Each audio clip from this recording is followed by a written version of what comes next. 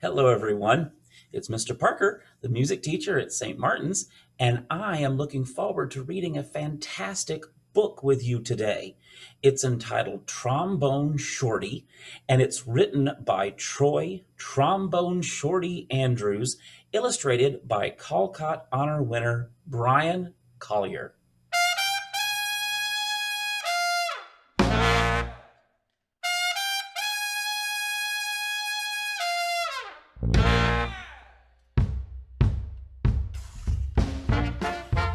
Where you at? Where you at? We have our own way of living down here in New Orleans, and our own way of talking, too.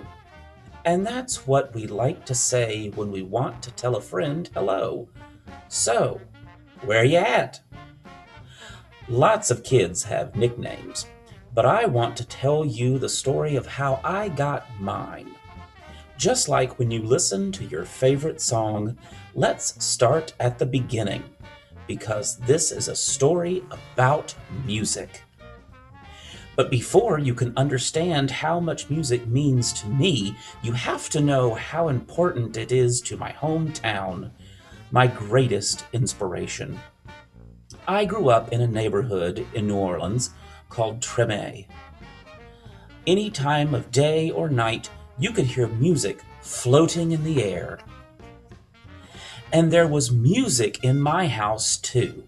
My big brother James played the trumpet so loud you could hear him halfway across town. He was the leader of his own band, and my friends and I would pretend to be in the band, too. There's one time every year that's more exciting than any other: Mardi Gras. Parades filled the streets, and beaded necklaces are thrown through the air to the crowd. I loved the brass bands with their own trumpets, trombones, saxophones, and the biggest brass instrument of them all, the tuba, which rested over the musician's head like an elephant's trunk. "Where you at? Where you at?" the musicians would call. All day long, I could see brass bands parade by my house while my neighbors danced along. I loved these parades during Mardi Gras because they made everyone forget about their troubles for a little while. People didn't have a lot of money in Treme, but we always had a lot of music. I listened to all these sounds and mixed them together, just like how we make our food. We take one big pot and throw in sausage, crab, shrimp, chicken, vegetables, rice, whatever's in the kitchen, and stir it all together and let it cook. When it's done, it's the most delicious taste you've ever tried. We call it gumbo, and that's what I wanted my music to sound like. Different styles combined to create my own musical gumbo. But first, I needed an instrument. The great thing about music is that you don't even need a real instrument to play. So my friends and I decided to make our own. We might have sounded different from the real brass bands, but we felt like the greatest musicians in Treme. We were making music, and that's all that mattered. Then one day, I found a broken trombone that looked too beaten up to make music anymore. It didn't sound perfect, but finally, with a real instrument in my hand, I was ready to play. The next time the parade went by my house, I grabbed that trombone and headed out into the street. My brother James noticed me playing along and smiled proudly. "Trombone Shorty!" he called out, because the instrument was twice my size.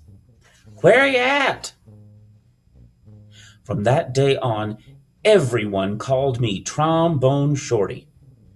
I took that trombone everywhere I went and never stopped playing. I was so small that sometimes I fell right over to the ground because it was so heavy.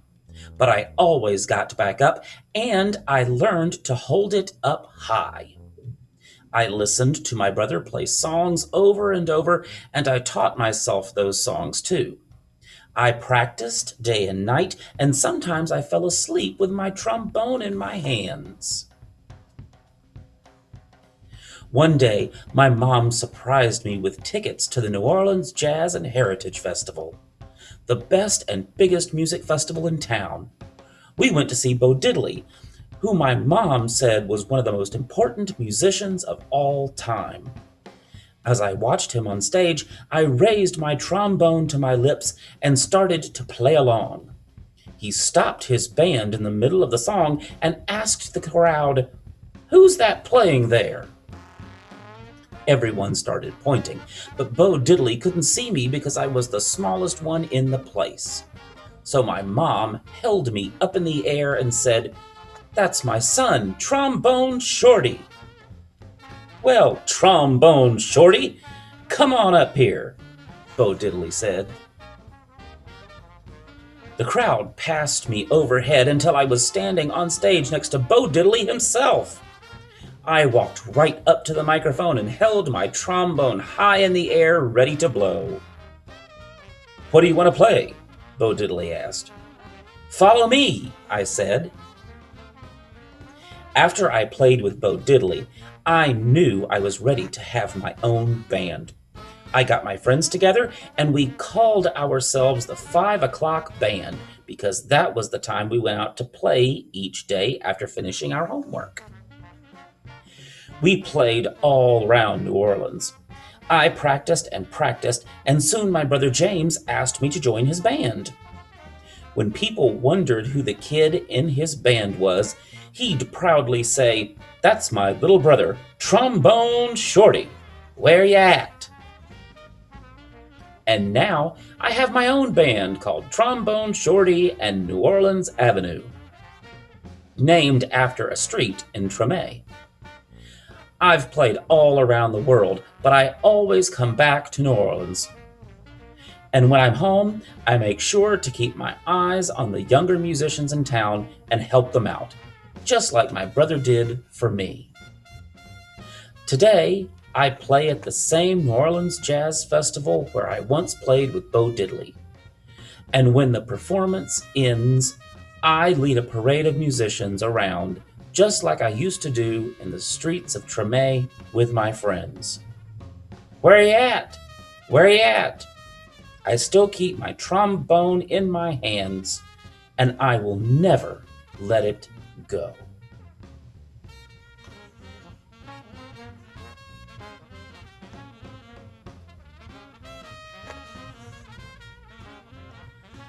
I hope you enjoyed the story as much as I enjoyed reading it to you. I hope you continue reading, and I look forward to seeing you in music class. Bye now.